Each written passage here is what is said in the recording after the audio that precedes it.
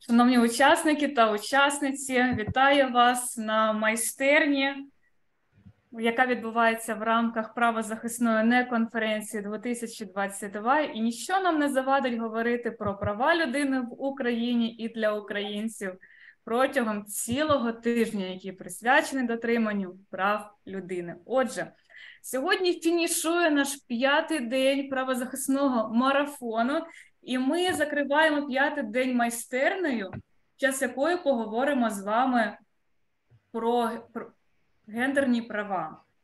А на правах головної координаторки правозахисної НеКонференції я хочу сказати про правила поведінки в нашій Zoom-кімнаті та під прямим ефіром у Фейсбуці. Отже, дорогі слухачі, хто нас дивиться в Zoom, ви маєте право скористуватися піднятою ручкою за допомогою емоції в Zoom і прописати ваше питання. Якщо не залишається час до завершення майстерні, а я як модераторка його залишу для вас, тоді ми поспілкуємося надамо відповіді на ваші питання. Глядачі, які дивляться нас в прямому ефірі в Фейсбуці, залишайте ваші коментарі під прямим ефіром, ми читаємо та передаємо нашим шанованим спікерам.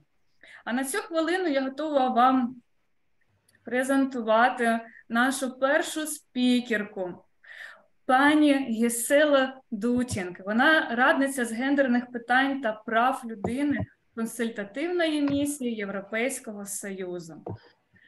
І, дорогі друзі, ще заберу хвилинку вашої уваги перед тим, як пані Gisela розкаже вам дуже цікаві речі. Дякуючи нашій сусідці країні-агресорці Російській Федерації, яка весь час зазирає на наші енергетичні ресурси, то ми завчасно перепрошуємо, якщо наші деякі спікери не зможуть доєднатися через відсутність світла або електроенергії. Бо ви, як бачите, 5-й день ми тримаємо цю опору, тому давайте привітаємо пані Giselu із першою промовою про гендерні права в Україні і для українців. Пані Gisela, ваше слово. Добрий вечір, everyone. I am happy to take this opportunity. Let me introduce myself while I'll be sharing the screen and use a PowerPoint presentation. Thank you.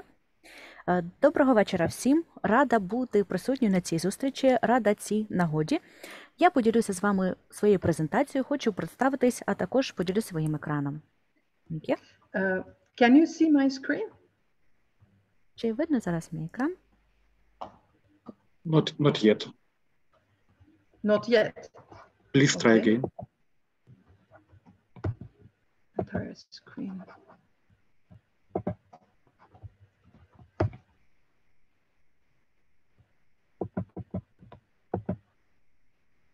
I am trying now.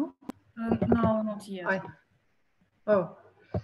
Technical difficulties. In the meantime, while I'm trying this, let me say a few words about the mission. I am the gender advisor of the EU advisory mission to Ukraine. And I'm also speaking to you as an activist myself, because before I was in the mission, I was an activist in women's rights for many, many years, and I consider myself still a women human rights defenders. So I'll be sharing both official information as well as information from what I have found very useful as an activist. I hope now, in the meantime, you can see my screen. Can you? Yes, ma'am. Yes. Okay, good. Translator? Thank you. Хочу зараз сказати ще кілька слів. Я також є радником із гендерних питань Консультативної місії ЄС. Я буду говорити як офіційний представник, а також буду говорити як активістка, адже сама я також була активісткою і залишаюся активісткою. Я захищаю права жінок, зокрема я працюю як і правозахисниця, захищаю права жінок, і тому я буду пропонувати ту інформацію, яка є офіційною, а крім того хочу поділитися тією інформацією, яку я вважаю буде корисною, і ту інформацію, яку я зібрала як активістка. Thank you.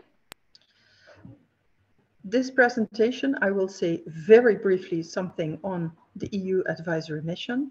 Then I will move on to staying safe, UN and EU mechanisms, and very practical help. Translator. Thank you. Тож у своїй презентації хочеться коротко поговорити, зокрема, про такі пункти. Хочеться поговорити про місію, консультативної місії ЄС, хочеться поговорити про певні механізми, а також певну практичну допомогу. Thank you. This is our website. Of course, I will share the PowerPoint presentation for you later. As you can see, our website is both in English as well as in Ukrainian. Thank you. А зараз ви можете бачити наш веб-сайт. Звісно, я поділюсь презентацією з усіма вами згодом. Презентація буде доступна як англійською, так і українською мовами. Thank you.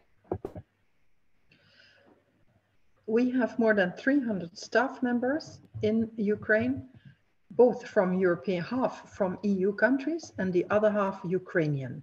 And we work on advising the civilian security sector reform, and human rights and gender are cross-cutting. That means they are included everywhere. Thank you. Sure. Тож, маємо з нами більш ніж 300 членів нашої команди в Україні. Ми маємо представників як ЄС, так і України. Тобто половина є представниками України, половина є громадянами країн ЄС. Ми будемо говорити про певні поради, ми будемо говорити про безпеку, і деякі з цих питань ми будемо включати у нашу розмову. Thank you. This is the priorities that we have. I will just show it so you have seen it once. And these are some of the Ukrainian organizations that we work with. Translator. Thank you. Ми будемо говорити про наші пріоритети, наші пріоритетні напрямки, а також ви можете бачити перелік організацій в Україні, з якими ми співпрацюємо. Thank you. Okay, I will now start on staying safe, the second part of the presentation. Розпочнемо з такої теми, як залишатися в безпеці. Thank you. These are 4 points that I think every one of us has considered, but I think the best would be to consider them in a very systematic way. And these 4 points are the following. Translator. Thank you. Тож, є 4 основні пункти, які нам всім варто розглянути, які нам потрібно брати до уваги, але потрібно, звісно, працювати систематично і систематично їх розглянути. Thank you. The first one is your safety better with high visibility or low visibility? That means, are you very visible, for example, online, on Facebook? Is your face known or not? Is your picture there? Or do you think staying safe for you personally means very low visibility, taking on a different name for posting and for making sure you have a separate phone number for business and for private things? Thank you. Yes, translator. Thank you. Тож, перше, про що ми поговоримо, це про те, як залишатися краще на виду чи залишатися в тіні. Якщо ми будемо говорити залишатися на виду, то, можливо, бути постійно онлайн, бути присутнім у Фейсбуці. Ваше фото буде у Фейсбуці, ви будете постійно там виставляти якусь свою інформацію, ваше обличчя може бути відомим, чи що буде краще заради вашої безпеки, можливо, залишатися в тіні, наприклад, змінювати ім'я, не виставляти свої справжні фото, замінювати їх чимось іншим, або, можливо, навіть мати інший номер телефону окремо для роботи і окремо особистий. Thank you. The second point is think about which protective networks are around you. That is, for example, your family members, but also your fellow activists. Whom do you consider networks around you that can help you in case of emergency? I have one example for you. Yemen women's organizations were coming under attack. They were, for example, held at an international airport. And then they decided to organize among themselves just telephone numbers so they would call someone who could take action whenever, wherever in the world. Thank you. Тож, поговоримо також і про мережі, які можуть бути навколо нас і які можуть нас захистити. Можливо, це будуть члени родини, можливо, це будуть також наші колеги-активісти чи інші активісти. Той, хто зміг би допомогти нам у разі надзвичайної ситуації. Наприклад, представниці Єменської жіночої організації зазнали певного нападу. Це сталося в міжнародному аеропорті. І в такому разі вони вирішили, що потрібно щось діяти, і вирішили, що буде спеціальний номер, який вони разом оберуть, і вони зможуть зателефонувати за цим номером у будь-якій точці світу, і щоб з ними не трапилося, щоб отримати певну допомогу. Thank you. The third one is organizations that may provide direct assistance. You are all human rights activists, but do you have already a lawyer that you can call in case you get arrested, for example? You really need a list of different persons and organizations for different types of danger that you may find yourself in. Thank you. Тож, є також такий пункт, який ми обговоримо, це організації, які також можуть надати допомогу. Ми всі є активістами захисту прав людини, і потрібно також подивитися, хто може надати нам допомогу, зокрема, наприклад, юристи, якщо нас, наприклад, арештують. Можливо, це буде якась людина або інша організація, яка може зарадити у разі небезпеки будь-якого виду. The last one is, please be aware of the financial and legal requirements of your organizations, because they are elements that can come under attack if your organization or your specific human rights issue will come under attack of authorities. Thank you. Тож, ще наостанок такий пункт – це фінансові та юридичні вимоги до вашої організації. Адже так само такі елементи можуть зазнати певного нападу або атаки. І якщо ви є правозахисною організацією, і, можливо, будуть так само виникати питання щодо цього, є також важливо. One example of this is, for example, what happened to an organization in Syria.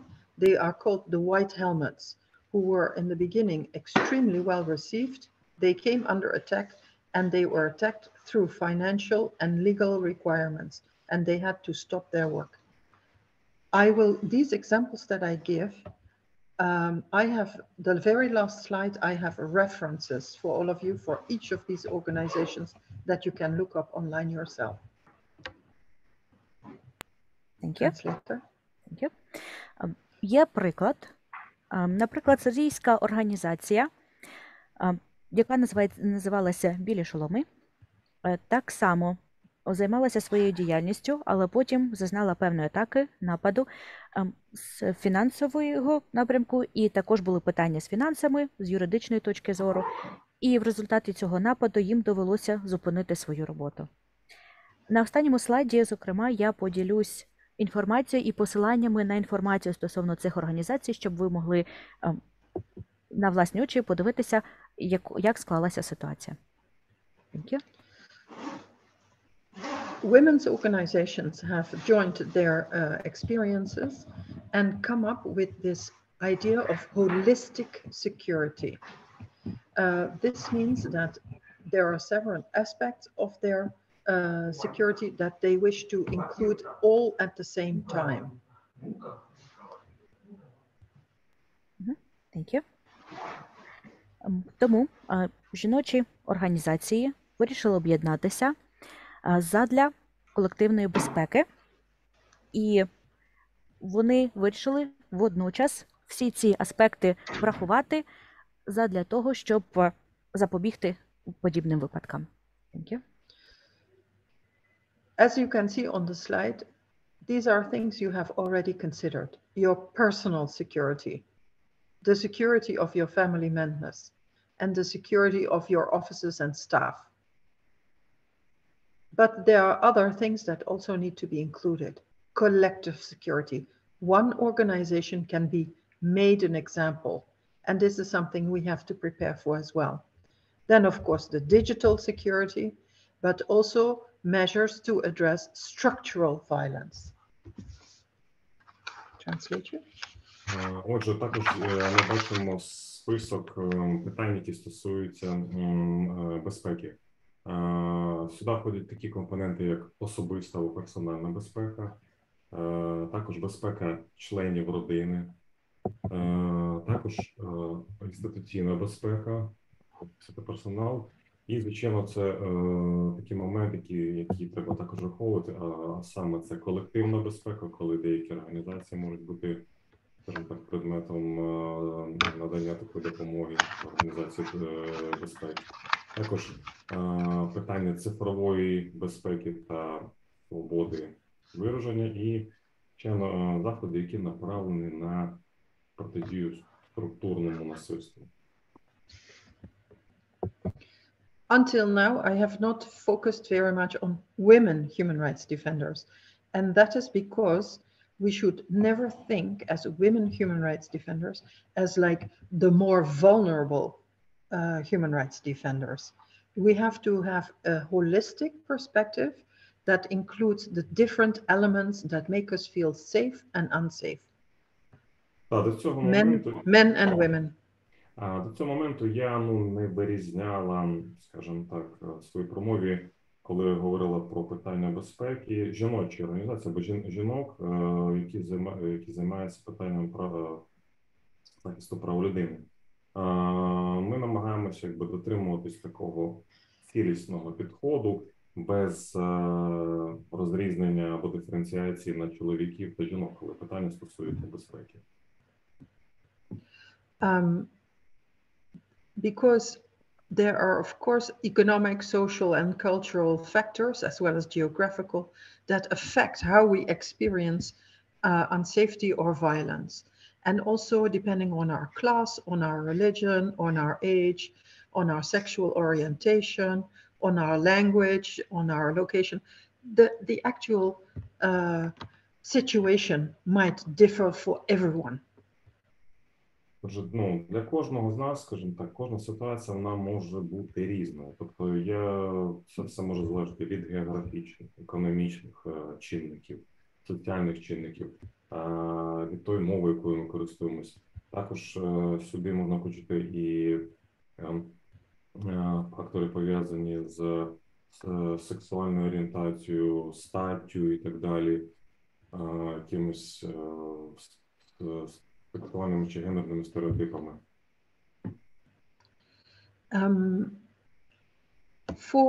Of course, if you look at women human rights defenders, some things pop up. These are elements that women especially are facing, women human rights defenders, but it doesn't mean that male human rights defenders are not facing this. For example, the first one, the threat of sexual violence can happen to all of us. But for women, this is definitely a factor that is more prominent than for men. Да, якщо говорити про правозахисників жінок, то, звичайно, є деякі питання, які свого роду вискакують або пов'язані іменно з жінками-правозахисницями. Звичайно, ці ж фактори ризику можуть стосуватися і чоловіків, правозахисників, але більше все-таки це стосується жінок. І перше, що ми можемо зараз в цьому контексті сказати, це є загроза статевого насильства. Another element, apart from sexual violence, is violence for transgressing social norms. Like, you are a woman, why are you speaking out at all in the company of men? And then followed by violence. Також наступним чинником або фактором, яким ми можемо говорити з точки зору безпеки жінок-правозахисниць, це є насильство за порушення певних соціальних норм. Наприклад, ти жінка, чому ти взагалі починаєш вести якусь мову у товаристві чоловіків. Яке ти маєш право на це? І, звичайно, вже після цього починається, власне, і акт насильства. There is gender and sexual stereotyping, like, we don't have to listen to her because she's only a woman. Також можуть бути стереотипи, пов'язані зі статтю або особи. Тобто, чому нам взагалі слухати тебе, якщо ти жінка? And the next thing is very important because it is invisibility of actions and also specific harassment during actions. And that happens a lot all around the world. For example, if women take an action, it's not considered human rights defending. It's just a woman's action. Or if we are all in a demonstration, women face specific harassment on top of the harassment that all human rights defenders in the same demonstration also have. So these things are also specific for women human rights defenders. Також іншими моментами це є так мовити, невидимість дій або конкретні домагання під час акції. Тобто, коли жінки проводять якісь акції, то може виникати ось ризик таких непомітних дій. Наприклад, якщо жінки беруть участь у демонстрації, висловлюють якихось своїх думок, то після цього або у подіях, пов'язаних з цими демонстраціями, можуть і також виникати факти сексуального домагання. І, звичайно, це є більше, скажімо, притаманно жіночим акціям. And for those women who are mothers, immediately you see that there are many threats also to their children and about their children, more than for fathers. І, звичайно, якщо жінки-активістки, вони мають дітей, то тут уже виникає і загроза безпеці їхніх дітей. І саме ось це більше притаманне жінкам, аніж чоловікам-активістам. There are a lot of different toolkits online, different sets of guidelines, information, and these are just some of the things that I'm showing you. You just Google women human rights defenders and you'll be impressed by the number of resources that are out there. Ось на цьому слайді наводяться, я хотіла показати різні інструментарії, засоби, можливо, гайдлайни, якісь рекомендації, які стосуються нашого питання. Ви просто можете зайти в інтернет або на Ютубі, наприклад, і ввести в пошуковому рядку там запит Women Human Rights Defenders, наприклад, і тоді ви побачите, будете задоволені тою кількістю матеріалів, які вам будуть представлені. Now I would like to have information from the facilitators because I now come to the third and fourth part, which are shorter, about UN and EU mechanisms as well as very practical help. Shall I continue in this speed? Yes, proceed. Okay. Зараз тоді хотів поговорити про ті механізми, які зараз є в європейському спільноті та на рівні Організації Об'єднаних Націй, і вони стосуються фасилітації. Yeah, it was answered. Thank you. I will now move to the third part of my speech, which is my presentation, which are UN and EU mechanisms for human rights defenders, in particular also for women human rights defenders. Наразі тоді готово перейти до третьої частини моєї промови, де я буду говорити про механізми ООН та ЄС в розрізі жінок правозахисниць. The picture that you see is Mary Lawler from Ireland. She is the Special Rapporteur on the situation of human rights defenders for the United Nations. Отже, фото жінки, яку ви бачите в нижній частині слайду, це є пані Мері Лоулер. Вона є спеціальна доповідачка ООН з питань правозахисників.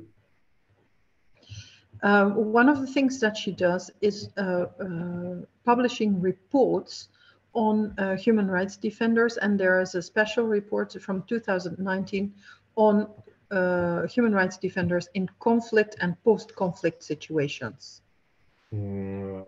Вона займається тим, що публікує, скажімо так, піднімає і публікує різного роду звіти, які стосуються проблем питань правозахисників. І от наразі в 2019 році вона опублікувала доробок, який називається, або звіт, який називається «Правозахисники в конфліктних та постконфліктних часах», скажімо так, або країнах. And I just want to highlight 2 points that I think are also very relevant for human rights situation and human rights defenders in Ukraine now, which are the following. І зараз от, за нагоди я хотіла би також наголосити на 2 елементах, які є особливо актуальними для правозахисників в Україні. The first one is that in a situation of conflict, many people become human rights defenders, not out of choice, but out of necessity because of the circumstances. In particular, you see a lot of people who become very active because their relatives are murdered or are disappeared. And then they go for truth and justice and honoring the dead. And that is a new group of human rights defenders that are not there before conflict. Перше, це те, що в умовах конфлікту, в умовах війни, ось те, що ми спостерігаємо зараз, наприклад, в Україні, ми можемо сказати, що люди, тобто правозахисниками, стають ті люди, ну, яким ця функція раніше не була притаманна. Тобто вони стають правозахисниками свого роду, тому що до цього їх змусили зовнішні обставини їхнього життя. Тобто їхні родичі, близькі загинули, постраждали, стали об'єктами насильства, і тому вони стають правозахисниками для того, щоб відстоювати їх права. And the second point that I wish to highlight is the importance of rule and of law. In situations of conflict, we see that lawyers and also judges immediately can come under attack because they are fighting impunity. And this is very well documented, especially if they, for example, denounce corruption. Також другий момент – це те, що, наприклад, ну, дуже важливо, що в часи конфлікту, все-таки працював принцип верховенства права. І саме я хотіла б зазначити, що під час конфлікту часто юристи, адвокати, судді, вони можуть зазнавати нападів, можуть бути, скажімо так, об'єктом атак. І дуже важливо зберегти, скажімо так, в даному випадку, свого роду недоторканності. I now move from the United Nations to the European Union. Зараз я хотіла б вже перейти, скажімо так, від практики Організації Об'єднаних Націй до Європейської спільноти.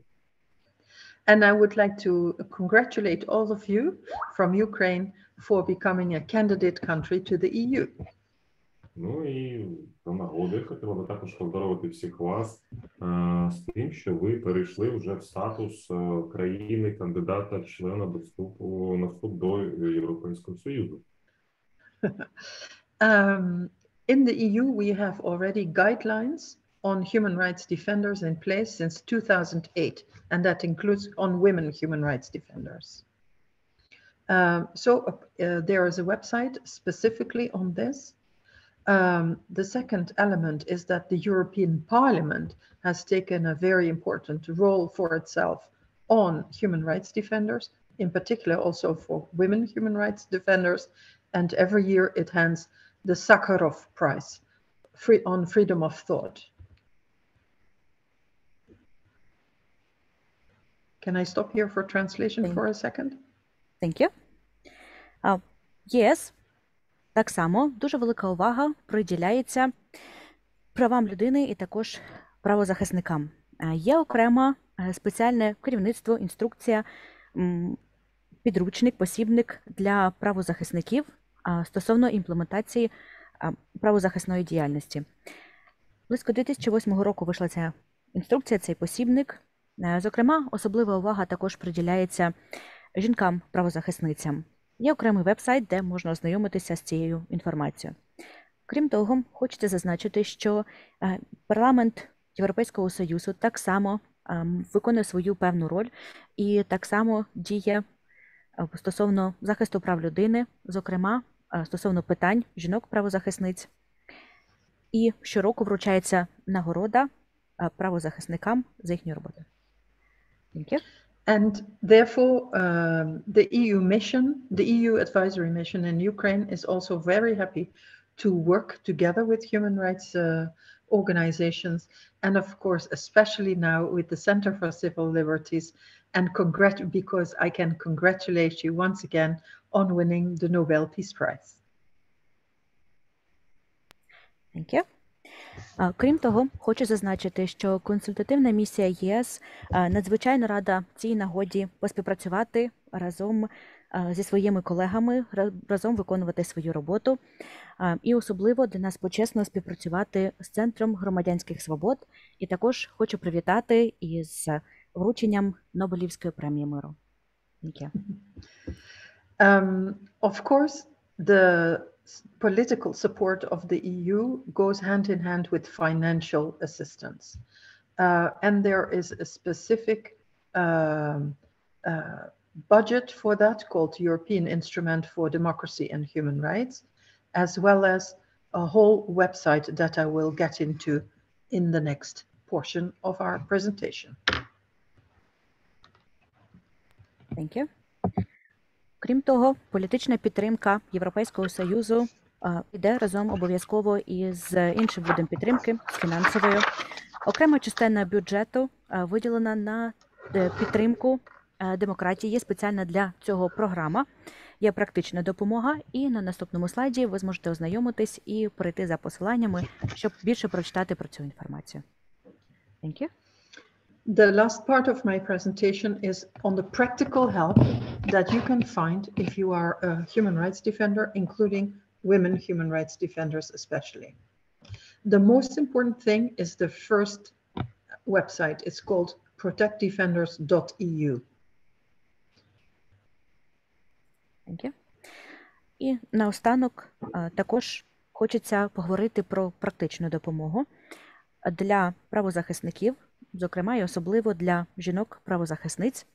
І ви можете побачити у першому пункті веб-сайт і посилання на нього ProtectDefenders.eu. Thank you.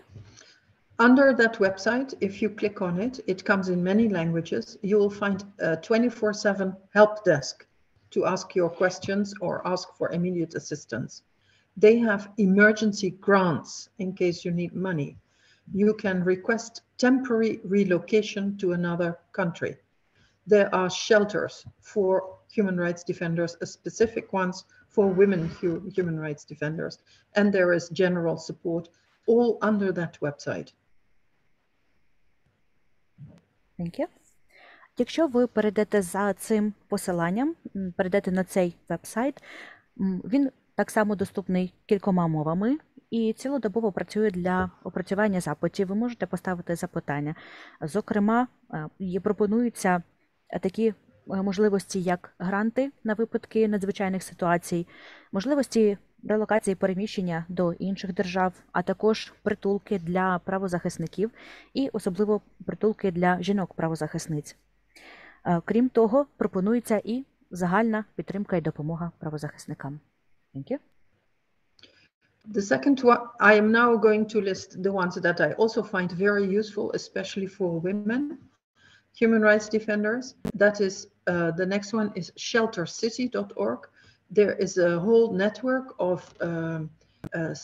cities, so not countries, but cities that have united for support to human rights defenders. And for 3 months, you can rest and re-energize and also network in their city. And for example, in my own country, I am from the Netherlands, there is an organization called Justice and Peace who does that. And they have special facilities for women human rights defenders, including a 3-month rest and re-energizing possibility for people who really want to recuperate. Thank you. Наступне, так само посилання буде надзвичайно корисним для жінок-правозахисниць. І друге посилання sheltercity.org. Ви тут можете знайти посилання на мережу міст, які не країн, а міст, які об'єдналися задля підтримки правозахисників. Пропонується 3-місячний відпочинок у певному місті, зокрема і для жінок-правозахисниць. Я, наприклад, сама із Нідерландів. І так само у наших містах є організація, яка називається «Справедливість та мир», яка пропонує спеціальне місце для жінок-правозахисниць, які можуть 3 місяці відпочити, насичитись знову енергією, познайомитись з іншими правозахисниками і далі продовжувати свою роботу. Thank you. Since the 24th of February, the full-scale invasion by Russia into Ukraine, there are also specific possibilities for Ukrainian human rights defenders and women human rights defenders. For example, the civil rights defenders from Sweden, they have specific initiatives for Ukrainians. Thank you. З 24 лютого, після повномасштабного вторгнення Росії в Україну, є так само спеціальна можливість для правозахисників, зокрема для жінок-правозахисниць. Певна громадська організація у Швеції має свою ініціативу і пропонує спеціальну допомогу українським правозахисникам. Thank you. And the last one, I assisted them for many years, is the Urgent Action Fund, specifically for women human rights defenders. They work very fast. It's only urgent actions. It's very personal. And they have started a special action for Ukrainian women human rights defenders. I recommend them. Thank you. Крім того, наостанок хочеться зазначити, що так само дуже багато років ми разом з ними співпрацюємо. Це спеціальна організація, яка допомагає особливо жінкам-правозахисницям у випадку якоїсь надзвичайної ситуації, якщо є термінова потреба. Все відбувається так само дуже персонально, особисто. Вони допомагають українським жінкам-правозахисницям, зокрема, зараз. Thank you. And my last slide is this. Please take out your phone now and put down the telephone number here. It is from the ProtectDefenders.eu. It is the 24/7 helpline. The number is in Ireland, and there are people there from the European, paid for by the European Union to assist human rights defenders, and in particular, women human rights defenders. Please do it now. Thank you. І на останньому слайді ви можете побачити номер телефону. І я пропоную одразу зараз дістати свої телефони і обов'язково зберегти собі і записати цей номер. Це номер організації, і ви бачите посилання на неї, ProtectDefenders.eu. Це номер, за яким ви можете цілодобово звертатися. Є люди, які зможуть вам допомогти за цим номером телефону. Все робота оплачена за рахунок країн Європейського Союзу.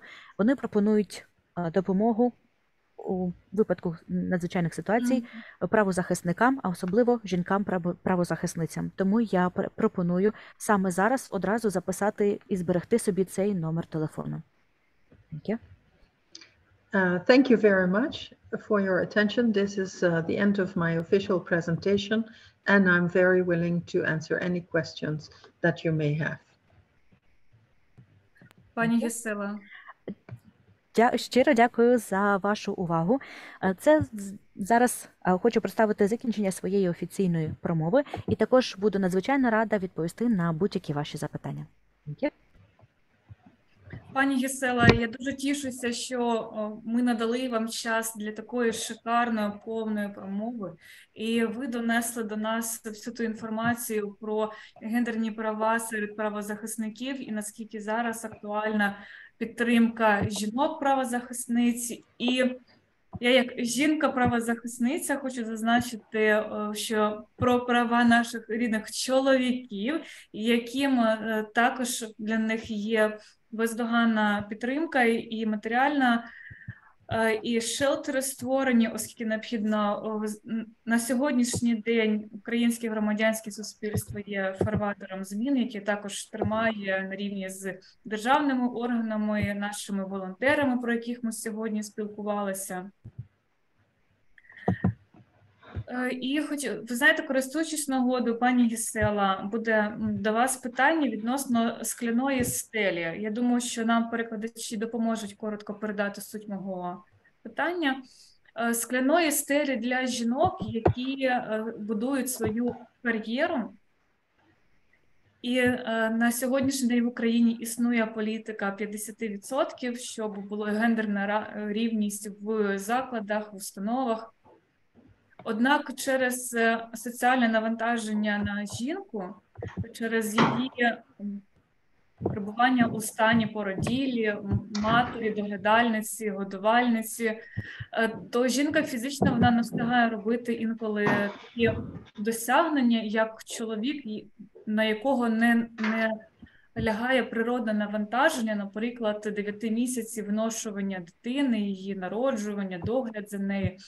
Тож, яке ваше бачення і, можливо, бачення саме людини, яка приїхала з центру Європи до нас? Thank you. Дякую. Дякую. I have a question concerning the glass ceiling. Is it called so? So women would love to have their own career, to develop their own career.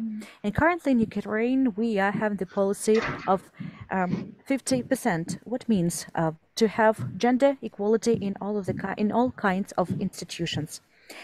But there is, despite this, there is the social load or burden over the women because they have the maternity period, they are the mothers, they are the caretakers, and physically, they do not have enough time for everything they have planned. Meanwhile, men are not that loaded much because they do not have, for example, those 9 months of expecting the child. And we would like to ask you to suggest your vision on this issue as a person who came from Europe, from the heart of Europe. Thank you. Thank you very much for this question. I will start by saying in none of the countries of the European Union do we have 100% equal opportunities or have we included a gender perspective or gender mainstreamed everything. In that sense, I'm very happy to see that Ukraine is also trying to improve, just like in the rest of the EU countries at the moment. That's one. Should I wait for your interpretation? Yeah. Yes. Okay. Thank you so much. Щиро дякую за ваше запитання і хочеться розпочати з того, що зазначу, що в жодній країні Європейського Союзу на 100% не досягнута рівність, рівноправ'я, не досягнуто гендерної політики рівноправ'я на повну потужність. І тому я дуже рада почути, що Україна так само намагається покращити свою ситуацію. Це перше. І друге. Thank you. I think when it comes to the glass ceiling and women's work, both paid and unpaid, we have several issues at play. First, I will start by the unpaid work. You mentioned maternity leave. This is something that needs to be properly organized. But the most important thing is that men must really become fathers with everything that goes with fatherhood, including their share of unpaid work, both for children as well as in the household. Thank you. Тож, наступне, думаю, якщо ми будемо говорити про скляну стелю, і якщо ми будемо говорити про жіночу роботу, роботу, яку виконують жінки, оплачувану і неоплачувану, то маємо щодо цього зазначити так само кілька пунктів. Якщо ми будемо говорити про неоплачувану роботу, наприклад, це час декрету, то тоді, звісно, у цьому питанні так само потрібно організувати роботу. Але, з іншого боку, ми маємо також зазначити, що чоловіки також обов'язково мають стати батьком і так само мають прийняти на себе обов'язки батьківства. Тобто так само поділяти роботу, і це може бути якась домашня, хатня робота, і так само роботу стосовно догляду за дитиною. Thank you. But there are two more factors. The second one is to have proper public services in place that will assist with what is now the unpaid work of women. For example, proper, accessible and free childcare.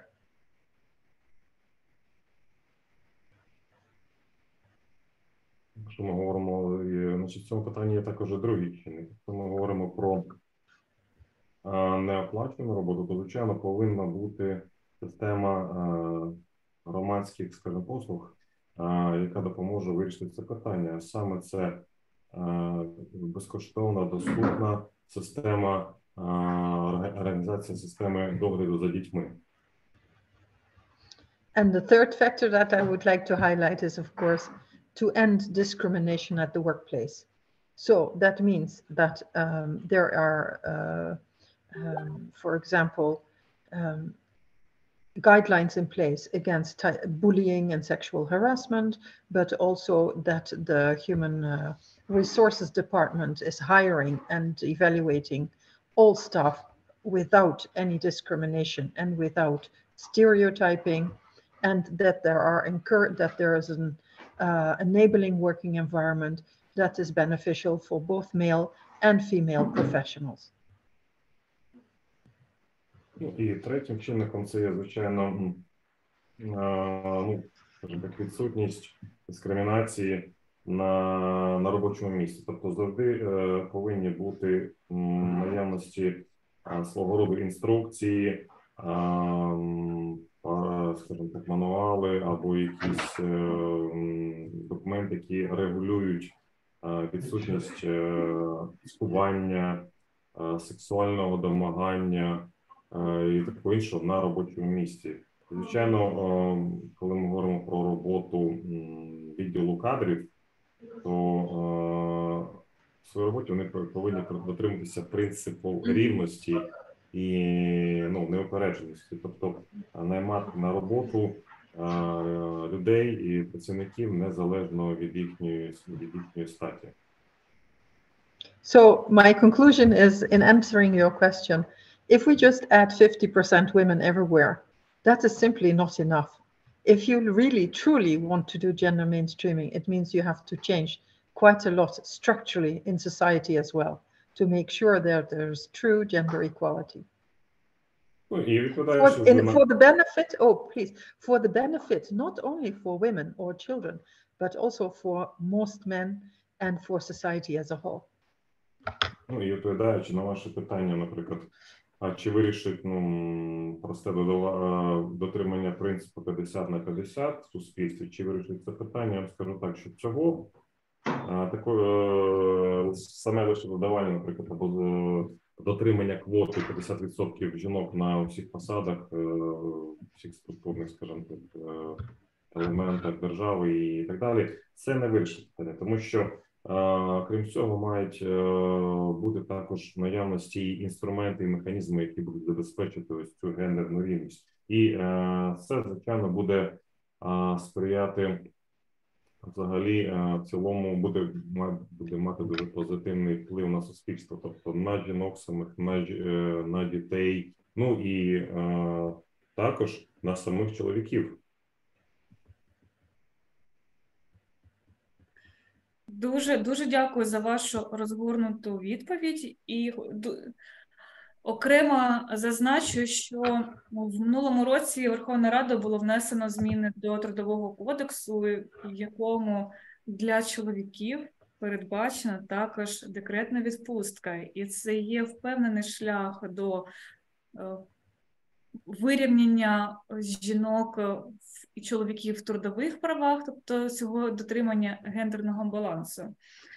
Перекладіть, будь ласка, а потім я дуже важливу тезу скажу, яка є актуальною сьогодні. So thank you very much for your extended presentation and insight that you gave us.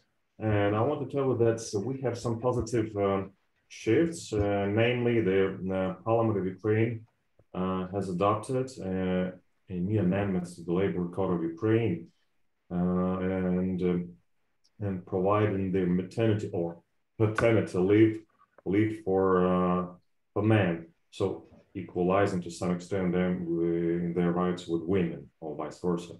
And so these are some positive shifts that we're experiencing. And after this translation, I would like to mention some very important points.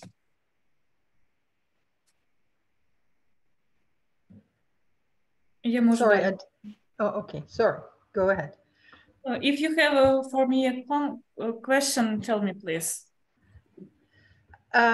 Yeah, I am, of course, not Ukrainian. Ukraine has indeed made many steps forward. For example, I was very pleased to see the ratification of the Istanbul Convention on Gender-Based Violence and Domestic Violence. Very big step forward. And I was just here in Lviv attending the Feminist Forum, organized by the Ukrainian Women's Fund. May I ask you, if you are looking at the situation of women human rights defenders in Ukraine now, what do you consider important priorities at this moment for women human rights defenders? I know it's a difficult question. Я почну з дивіться, я хотів б задати питання, якщо говорити про жінок правозахисниць, то скажіть, будь ласка, якими є самими важливими пріоритетами для України зараз в цьому розрізі? І, звичайно, хотів зазначити, що Україна зробила дуже багато кроків на шляху до гендерної рівності і балансу. Тобто, звичайно, перш за все хотіла зазначити, це ратифікація Україною Істамбульської конвенції. Далі, я була навіть, власне, і, скажімо, свідком цієї події. Також я була присутня у Львові на феміністському форумі, який був організований там. Тому я це все спостерігала. Я знаю, це питання, яке я задала, непросте, але хотів чути на нього відповідь. Dear Gisela, thank you for your question. First of all, Center for Civil Liberties would like to emphasize on the role of civil society in campaigns against gender-based violence, for example. And women organizations in Ukraine have played a particularly important role in keeping this issue in the spotlight for many years. Хочу зазначити, що, звичайно, Центр громадських свобод, він відіграє свою роль в цьому процесі. І якщо говорити про жінок-правозахисників, то, звичайно, ми намагаємось ось це питання, постійно, так би мовити, тримати в світлі прожекторів, тобто, щоб воно не сходило, було постійно в фокусі уваги. For example, the Istanbul Convention was registered in the Parliament in 2011 and was adopted as a law only in 2022. Наприклад, Стамбульська конвенція була зареєстрована в парламенті 2011 року, а сам закон був прийнятий у 2022 році. Тобто на це ми витратили 10 років. І тому дуже важливо, що жіночі організації постійно говорили про ці питання і вносили ці питання в публічний дискурс. That's why it's particularly important that women organizations keep this issue active and alive in public discourse.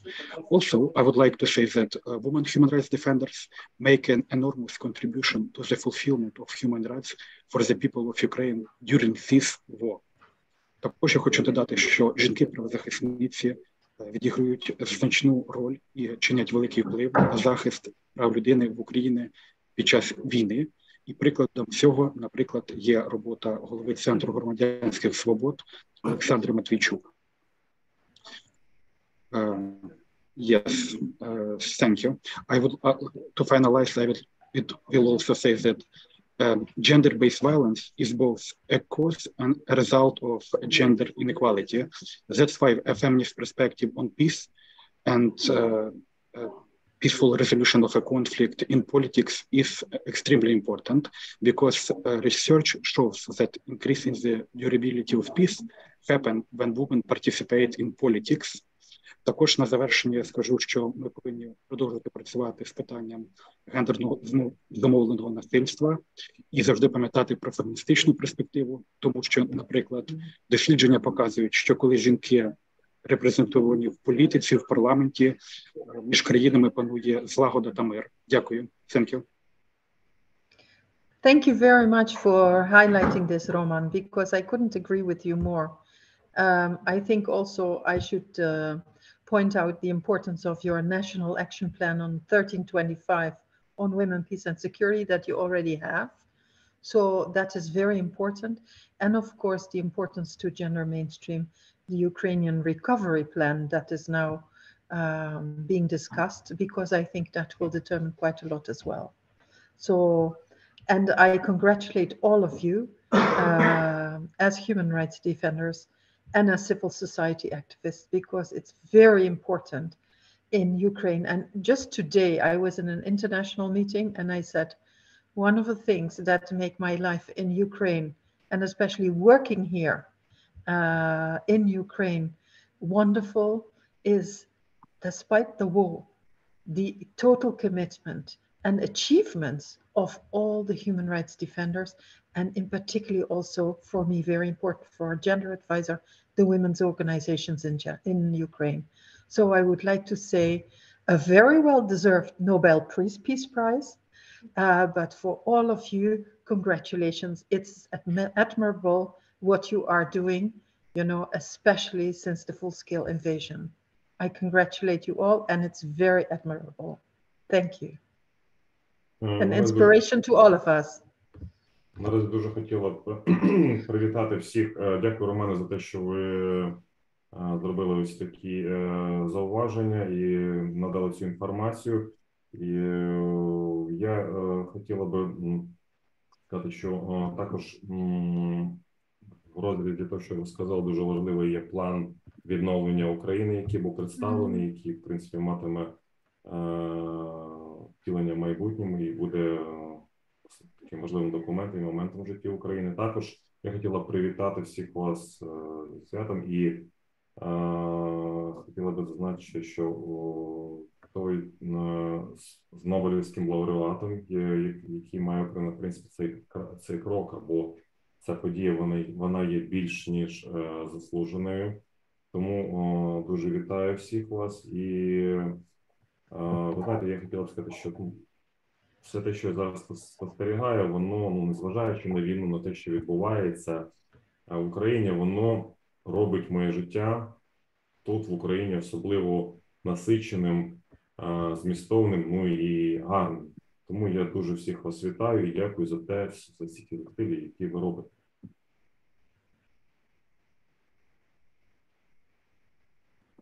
Пані Анна, вас слухаємо.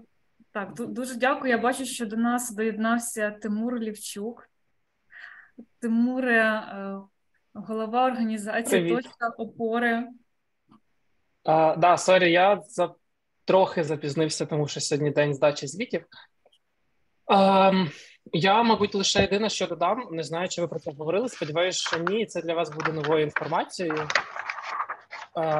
Я хотів звернути увагу, що громадським організаціям потрібно все більше звертати увагу на джесі принципи, гендерна рівність, соціальна інклюзія. і нам потрібно аналізувати свої активності в контексті цього.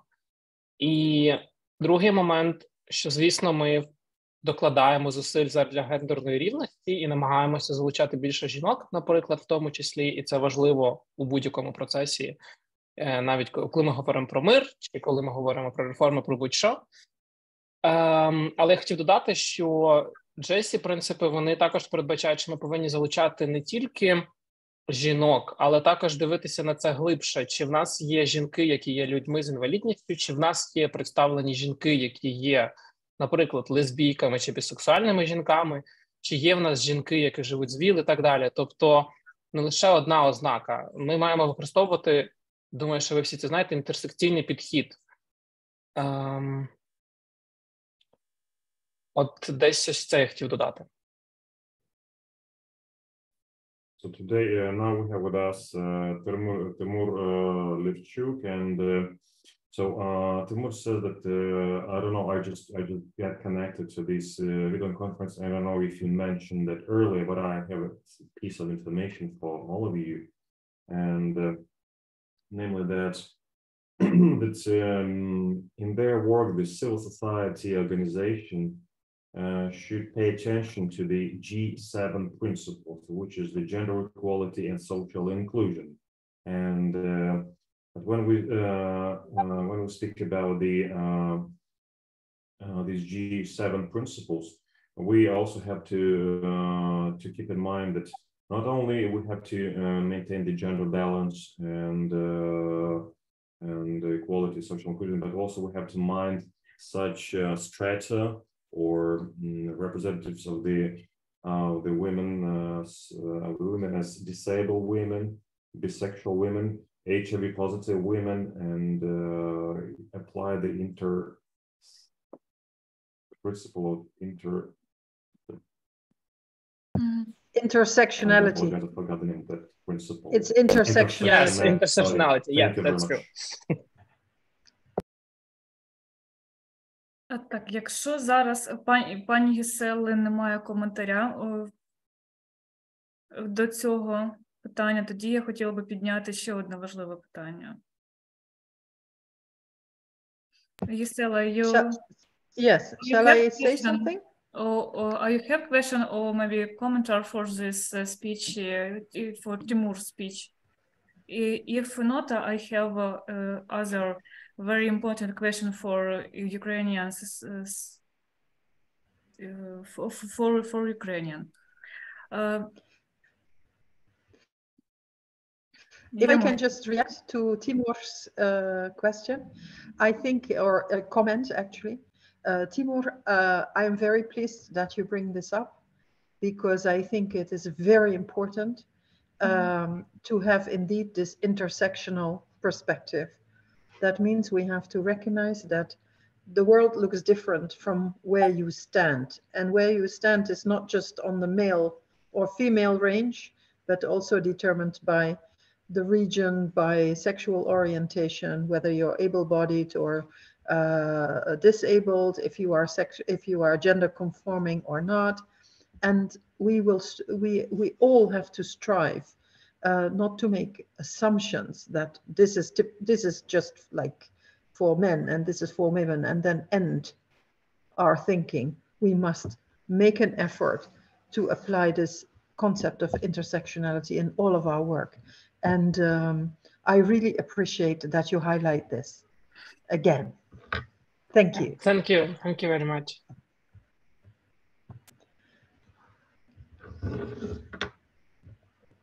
Over to you, Anna. Зараз, одну секунду. Я хвилююся, щоб наші слухачі... Остапа, ви нам допоможете з перекладом для наших слухачів, які не орієнтуються в англійській мові? Будь ласка. Так, я перекладу. Ага, дякую. Thank you so much. Дуже важливо, аби мати так само, ми могли міжсекційне бачення, для того, щоб наше бачення не залежало від того, який ми маємо гендер, чи яке ми маємо своє гендерне самовідчуття. Чи щоб ми не визначали ситуацію тим, у якому, наприклад, регіоні знаходимося, чи який гендер маємо. Саме задля цього нам потрібно докладати зусиль для того, щоб мати незалежне об'єктивне бачення. І дякую за те, що ви підкреслили це ще раз. Thank you. І користуючись нагодою, необхідно підняти іще одне важливе питання. У нас є час для дискусії. Така слабка гендерна політика привела до того, що зараз чоловіки, які зазнали фізичного насилля під час повномасштабного вторгнення в Україну і з 2014 року, яке відбувалося насилля на сході України, то для чоловіків є дуже великою проблемою сказати про те, що над ними здійснювали сексуальне насилля під час перебування в полоні. І, на жаль, це є викликом часу, однак велика робота проводиться зі сторони як і психологів, і юристів, і лікарів, для того, щоб для чоловіків знімати цю навішану маскулінність і відповідати якимось стандартам, оскільки жінки, вони не повинні бути жіночними на підборах, а чоловіки, вони не повинні бути лицарями, як нав'язували і в нашому дитинстві, і далі дітям продовжують нав'язувати, що ці гендерні ролі, і ми повинні їм відповідати. Ні, ми всі маємо можливість бути тим, ким ми обираємо, оскільки зараз значна частина з чоловіками, які, знову повторюся, я вважаю, що потрібно про це казати дуже громко, використовуючи всі можливі способи. Дуже багато українських чоловіків зараз пішло на війну, дуже багато хто загинув. І чоловіки, які зазнали фізичного, сексуального насилля, вони отримали травму на все життя, але вони є членами нашого суспільства. І тому давайте всі разом, навіть в наших побутовому спілкуванні, приходить до того, що це нормально казати, якщо над тобою хтось знущався. І за дослідженнями правозахисників є інформація станом на 2021 рік, що 65% чоловіків в дитячому віці зазнавали насилля, яке і призводить до того насилля, що ми зараз 16 днів боротьби за насилля, цю акцію вже утворюємо в Європейському Союзі та в Америці вже понад достатньо часу, а в Україні ця акція стала більш чутнішою протягом останніх 5 років. І, до речі, користуючись нагодою, я дякую пані Гіселі, що ви завітали в цей час до нас, в нашу організацію, і ми разом змогли висвітлити на наших ресурсах тему щодо 16 днів проти насилля. Прикладіть, будь ласка, для пані Гіселі. Thank you. I would also remind that we had, because of some weak gender policy before the full-scale invasion, we had quite poor gender equality policy. And since 2014, there were many cases of violence and abuses against men. And for men, it's sometimes a huge problem to speak out about violence they have suffered being in captivity and what they have survived. And the huge work is done by the lawyers, by the doctors, as they are trying to somehow confront those stereotypes about masculinity and about all the stereotypes we're having over the men. At the same time, we shouldn't have such stereotypes as, for example, for women, they should have some femininity features, for example, wearing high heels, etc. And as for the men, we shouldn't have such stereotypes as a man is a knight. And how it happened since the childhood, we had it, it was offered and posed upon us. And we should speak about our roles as equal. We shouldn't speak about this stereotyping roles, and we should have equality for both men and women, and we should speak about this and make it easy for other people to speak out about what they have survived. And as we're having the war, and as it is ongoing still. Many people have died, many men have died, and many men have suffered violation being in the captivity.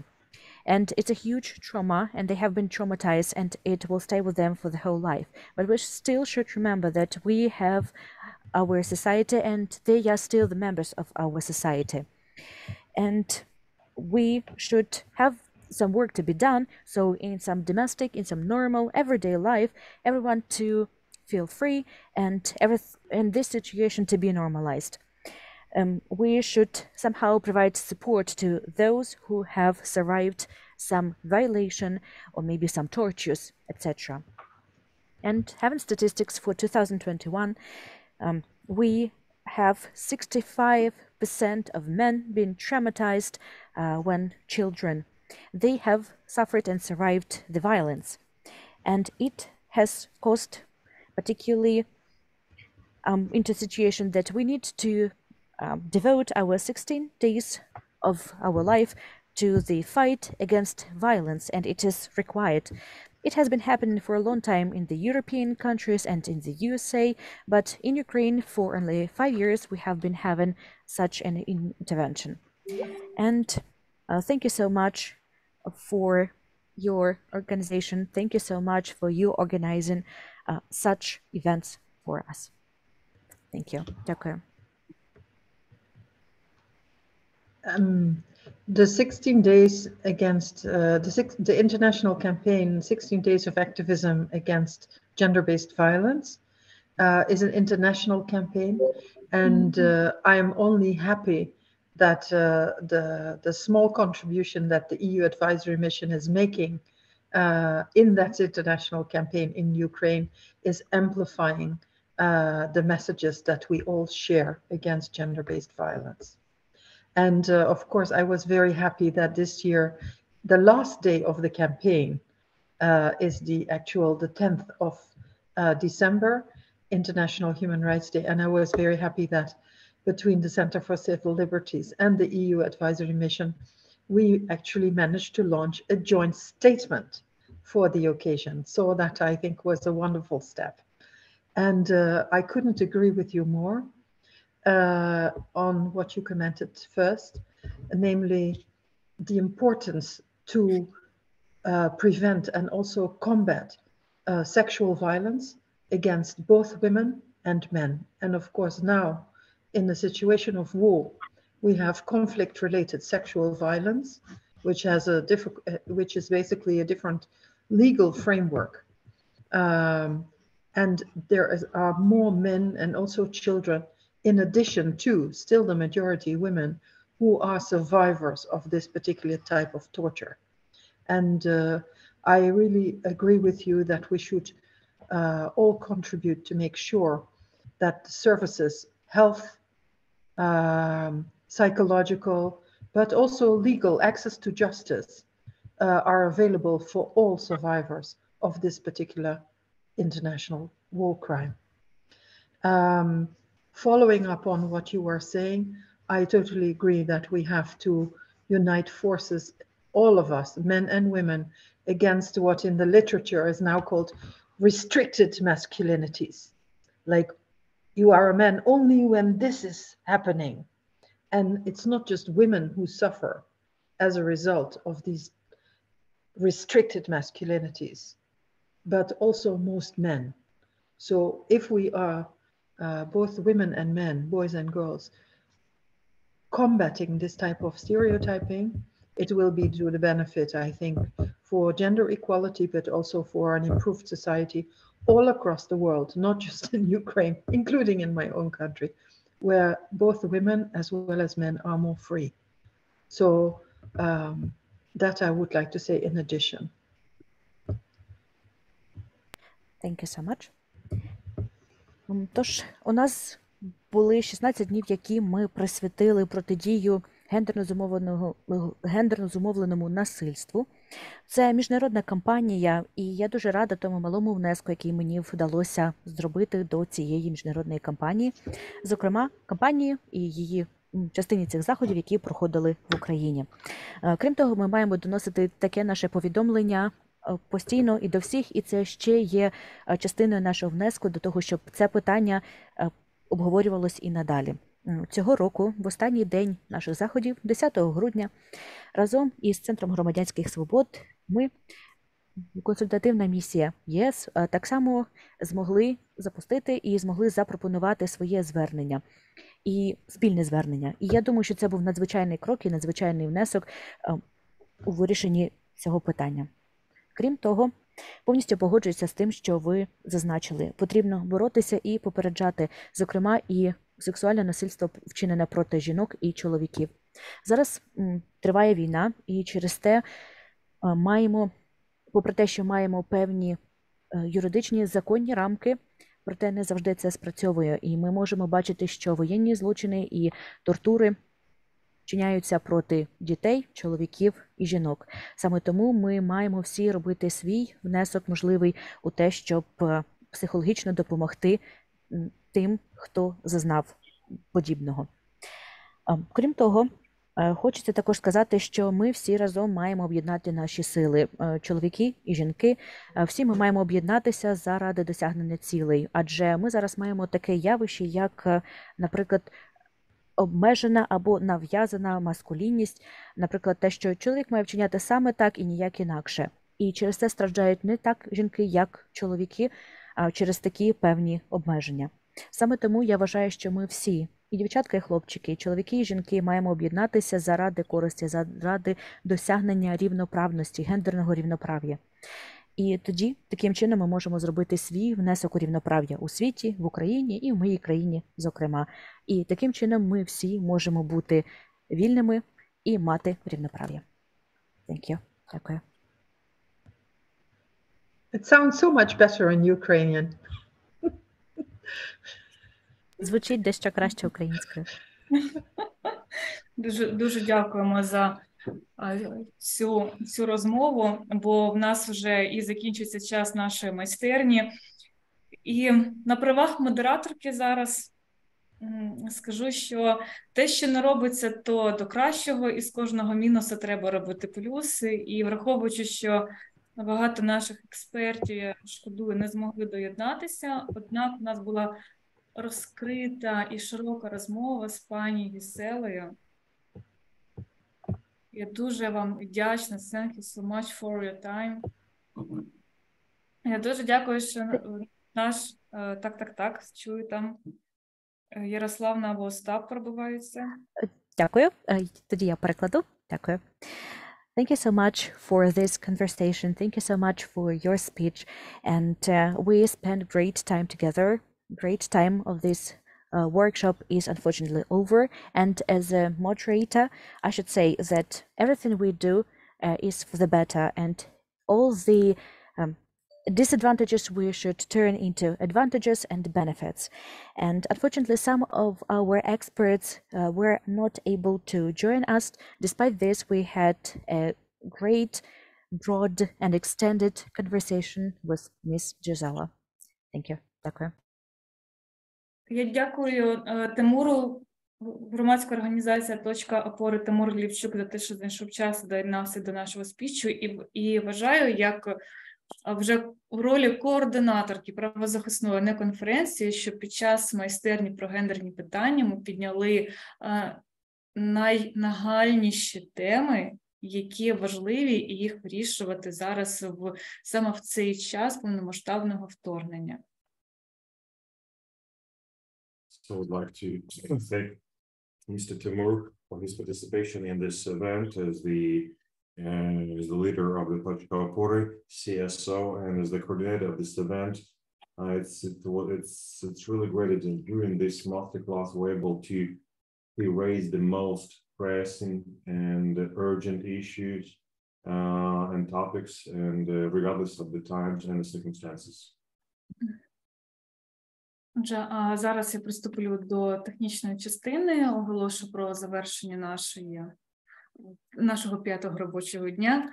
Шановні друзі, всім дякую за вашу участь, за те, що з нами трималися 5-й день правозахисної НеКонференції, яка в цьому році відбувається в форматі онлайн-майстерень, марафону онлайн-майстерень.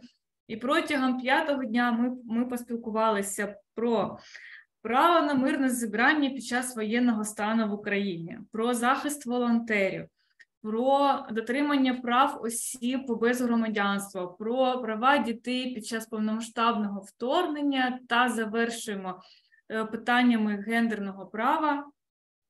Тож і я завдячую Збройним силам України, за допомогою яких ми змогли протриматися цей 5-й день, не беручи до уваги те, що в нас траплялося сьогодні зранку, і тривога підняла нас усіх, а ті, хто живуть в Києві під вибухи, ми о 6 ранку прокинулись. Тож ми великі молодці, тримаємо стрій, і завтра на 6-му дні НеКонференції ми з вами поговоримо про права засуджених. Тож, дорогі друзі, ті, хто реєструвався завчасно до правозахисної конференції на 6-й день про права засуджені, ми вам надішлемо посилання на Zoom. А наші шановні глядачі в Фейсбуці в прямому ефірі, дивіться на завтра з 10 години ранку. Тож до зустрічі і всім нам тихої ночі.